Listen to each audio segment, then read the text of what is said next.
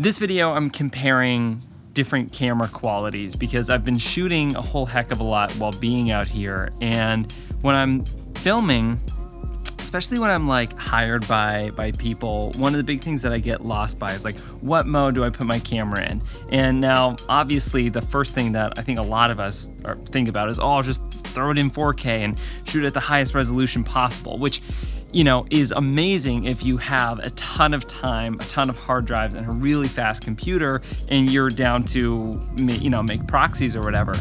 I don't like doing any of those things. I don't like making proxies. My computer isn't the most ridiculously fast computer. It's fast, but it still sucks at 4K.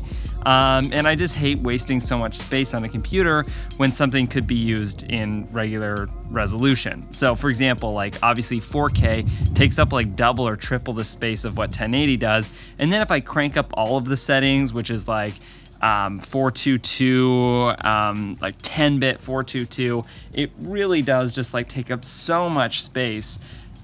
And I don't know if it's worth it or not. So this video, I'm doing a camera comparison, a head-to-head of what it looks like. So these shots that you're watching right now, as well as the shots that you saw that opened this, were sort of my experiment in comparing if there was actually a noticeable difference. I'm gonna talk about my workflow and then share with you if this is something that you guys should do as well.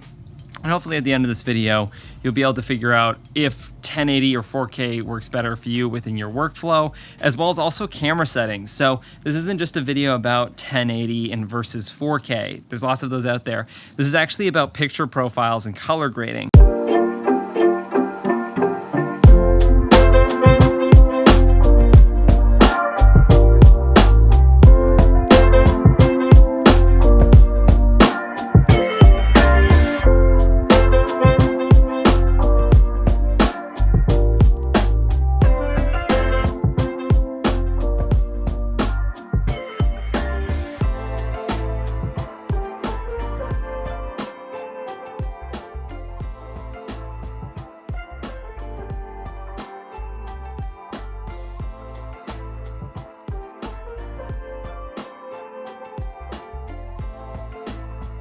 To get my 4K flat footage to look somewhat close to what my 1080 footage looked like, and to get the final image that I liked, it took me about 30 seconds to get my 1080 no picture profile footage to look the way I wanted it to, and my flat 4K footage about a minute. This video is made to demystify any sort of idea of what shooting is about and how to film stuff. I think it's drilled into a lot of our heads that we need to shoot at the highest resolution with the most expensive camera, with the most sort of flexibility in post-production, so we can really elevate our image. And while this is 100% true, when it comes to perhaps making a movie, like for example, my short film Freelancer that I made, we shot in 8K, completely raw. And that way we had a ton of flexibility in post-production. That being said, the camera that we shot on, a Red Dragon, is actually really great for post-production workflow because it creates these like direct linkable proxies that we can like literally edit it off on my like 2011 MacBook. So you don't necessarily need a wild fast computer with cameras that are designed to help with post-production workflow. Okay, I'm gonna cut it short right now. It's not about picture profiles, resolution, camera settings, or any of that. Now the rest of this video I will talk about those things because they're good to know. But if you want the shortcut to making great footage right now, it's music. And to put this to the test, I'm gonna be showing you the same video twice. One that's at 720 and the other one at 4K at the highest resolution possible off of my Sony a7S III. One has music and one doesn't, to show you the power of music over resolution.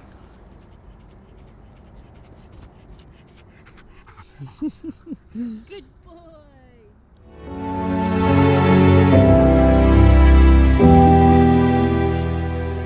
The video with music just goes way better. And this is because it's marrying with something beyond just resolution. At the end of the day, as I'm sure you can tell, resolution doesn't make a story feel better.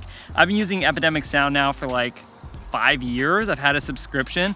for over half a decade now. Jeez. I've been using it primarily for its music and also its sound effects library. I'd say 90% of the sound effects that I have on my computer right now from epidemicsound.com. What I absolutely love about the website is that you can alter from having full songs to having stems, specifying the music to your video, giving it the exact sound that you're wanting. For those of you who are watching this video and are interested in getting a 1-month free trial, you can hit a link in the description below and check it out from here. I highly recommend you guys use this and take a look at good music for your video. It can make 720 look like 4K and make 4K look like a Hollywood movie. So if there's one thing to take with this video, beyond resolution, is music. Let's get back to the camera testing though, because this is fun. I've actually learned a lot by doing this.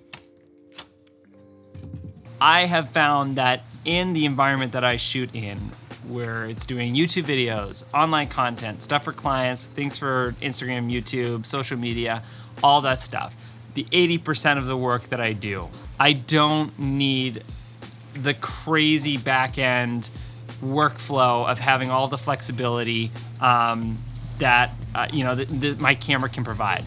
I don't need 4K, I don't need raw shooting. And in fact, the experiment that I did this weekend where I did an entire shooting with no picture profiles, just shot it completely with the cooked in colors that the camera had.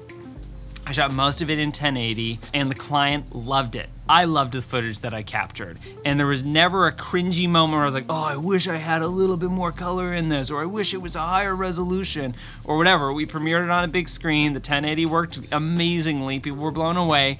And even on a compressed screen, it worked totally fine. And this sort of answered the big question for me, which is, I don't always need to be shooting stuff at the highest resolution or at the flattest color look. And the biggest reason why is because when you shoot in those modes, what you're basically doing, if I, let's say, filmed in 4K and I shot it all really flat to give myself all of these types of things, it comes with a lot of errors in post-production. It comes with a lot of additional work. The first one is the editing time. It's going to double my editing time no matter what way I go. If I create proxies, those proxies are gonna take hours to make. Then I need to then reincorporate them into my timeline and then relink them afterwards. The second way is I just grin and bear it and make my computer go really slow as I edit the footage. Or the third one is I buy a really expensive computer that's incredibly fast that can process the 4K footage. I do this, I've done this, and I probably will do this more in the future when a better computer comes out, because I do like a little bit higher resolution. But at this point, having something that's 4K for the vast majority of the work that I do for online stuff really doesn't matter. The second thing is obviously what a lot of us are focused on is the color grading, the flat image, that gray image that we can color grade and it looks super juicy afterwards. I really didn't see a significant difference in the image that I really wanted at the end of the day out of the two versions. So having a completely flat look versus having a cooked in color. The one with the cooked in color, like the one that looked kind of contrasty and had all the Sony colors already built into it, I actually didn't mind. It wasn't that bad. And this isn't the S-Cine tones that Sony has. This is literally 0 picture profiles. This is what most people's cameras already have in it. I throw on a LUT that I like and then I do some post-production tweaking. My color grading time goes into half because I get the image within 30 seconds of putting a LUT on and doing some quick tweaking. And that's it. So the workflow is way faster. The image that I get at the end of the day is actually really nice, and I'm able to pump out stuff at a speed and efficiency that works well with me. Now, this does, argue, well then why would you buy a $5,000 camera with all of these capabilities? I'm one of those schmucks who bought the Sony a7 III or Sony a7S III because I wanted to have all of those sort of functions available to me. I wanted to be able to, at any point, be able to shoot super flat, shoot an incredibly cinematic film, maybe even make a short film or a feature film off of my own camera rather than having to rent out a Red Scarlet or Red Epic. So I did, I got this camera and I'm so happy that I have it because I do have some documentary projects coming up where I will want to shoot at a higher resolution because I want to be able to bring on a team to help me in post-production. And that's where having a camera with these capabilities does come into play. It does help you work on bigger projects. For example, my short film Freelancer that I shot, we had a colorist, a cinematographer, and a post-production workflow and timeline that could sort of work with shooting at 4K. Actually, we shot at 8K. Some of the stuff that we shot in that film was shot at 8K and was shot raw so that the colorist could do, what colorists do. I don't think that all of your footage should be shot 1080 and with like a cooked in color. And I also don't think everything should be shot in 4K completely flat.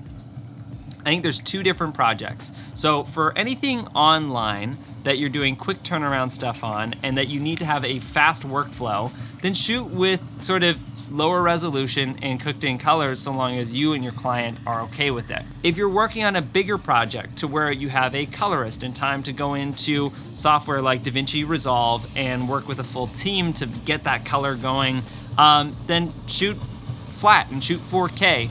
But I can tell you, with the stuff that I've been working on a lot recently, I've really not been super inclined to film it at 4K completely flat. But what I'll do is sometimes if there's like a scene or a moment that I'll be like, oh, the client or myself will want to use this in future years, or this might be good, in different formats for social media or whatever, I'll actually shoot that at 4K. There's a lot of boats going by. Boat traffic. It's like morning traffic. So I will continue to shoot stuff at 4K when I want some flexibility in post-production. Perhaps I want to do like a scale in, I want this shot to be zoomed in. So sometimes let's say if I'm shooting on my 16 to 35, I'll pop it into 4K so that my shot can maybe become like a 50 millimeter. And so I have post-production flexibility. That's where something with a higher resolution really comes into play. But a lot of the time I shoot the image that I want and it doesn't need additional cropping or scaling.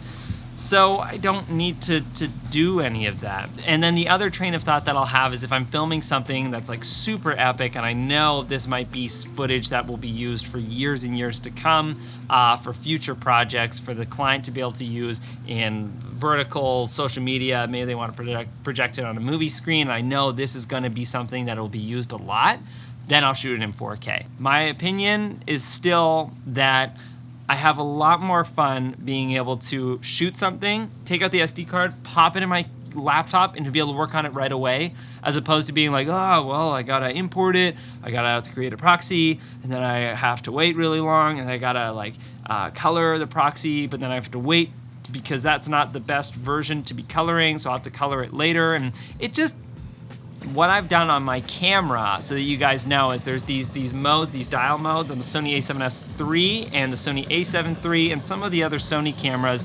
There's basically like these buttons on the my three modes that I have on my dial are all set to 1080 modes. The first one is 24 frames, second one is 60 frames per second, and the third one is 120 frames. And then programmed to the SD card that I have is these other three additional modes that I can go through. And they're all set to the 4K versions of the 1080 ones that I have. So it's 24 frames at 4K, 60 frames at 4K, and 120 frames at 4K. I have all of them set to 8-bit. 10-bit is just way too high resolution for my computer to process and work through, and I never really need that amount of data within the stuff that I'm shooting. So if you guys have a Sony camera or you guys want to know sort of my top modes that I have, those are the ones that I've programmed my camera to. You can easily go in and go through your camera and set them by going into your settings, camera recall memory set, setting the camera to the mode that you like, and then programming that into that, and then setting those three modes on those dials as well as the modes onto the SD card, so that way you have those modes right away. I had those pre-programmed and set, and sometimes I pre-program them and set them to the shoot that I'm on. So for example, if let's say 4K is the priority shooting mode, I'll swap around my camera's modes really quick so that on that main dial that it's 4K and not 1080, and that way I can sort of like bang out shots right away in the mode that I need if I want to shoot 24 frames, 60 frames, or 120 frames. This video has helped me out a lot understanding my workflow and process, because behind a camera when like the gun is to your head and you're sweating, you're like, oh, do I shoot at 4K or 1080? It's really stressful. But I could say being on the other side, finishing a shoot where the client's super happy and I'm super stoked about the footage, it doesn't really matter as much as you're worrying about it. Unless it is something that the client wanted. Because sometimes you work with people like, I want it shot 8K on a Red Epic.